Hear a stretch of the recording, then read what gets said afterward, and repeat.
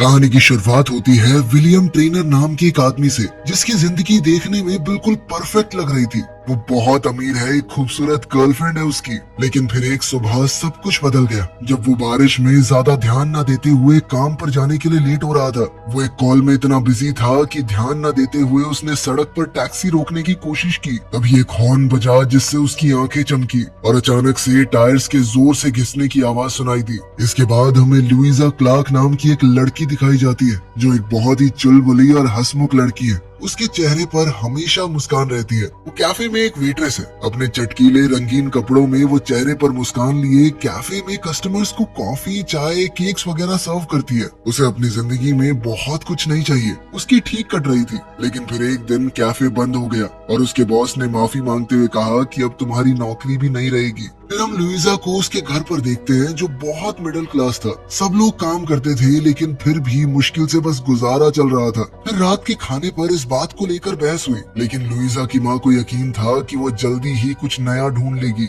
इसके बाद अगली सुबह लुइजा अपने बॉयफ्रेंड पैट्रिक से लोकल एथलेटिक्स ट्रैक पर मिली। उसने उसे हौसला देने की कोशिश की और कहा कि रुकना मत, दुनिया में भरी पड़ी है नौकरियां, तुम डरो मत, जरूर नौकरी मिलेगी। लेकिन नौकरी ढूंढने की कोशिश लगातार करते रहना। अब लुइजा के पास खोने को था ही क्या, इसीलिए वो एक एम्प्लॉयमेंट ऑफिस में गई। मगर वहाँ पता चला कि पिछले कुछ समय में उसने कई नौकरियां ट्राई की, लेकिन कोई भी उसके लिए सही नहीं लग रही थी। अब सिर्फ एक नौकरी बची है जो शायद उसके काम की हो। ऑफिसर ने बताया कि ये केयर टेकर की नौकरी है, यानी कि उसे एक अपाहिज हो चुके आदमी का ख्याल रखना होगा। इसके लिए कुछ खास एक्सपीरियंस की जरूरत भी नहीं है और ये लुइजा के लिए एकदम परफेक्ट जॉब थी। इसीलिए उसने बिना सोचे समझे हाँ भी कह दिया।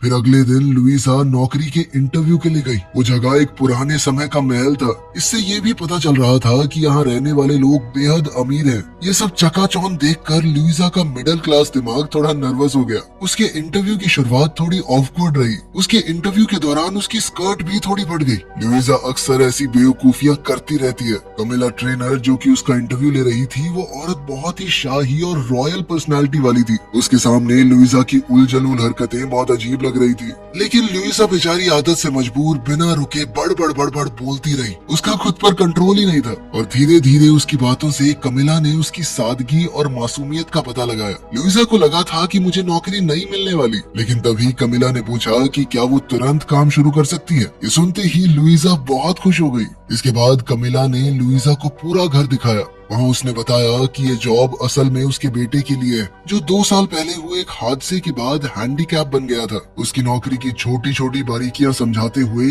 कमिला ने साफ कर दिया कि लुइजा का काम एक पेड केयर टेकर का नहीं है। उससे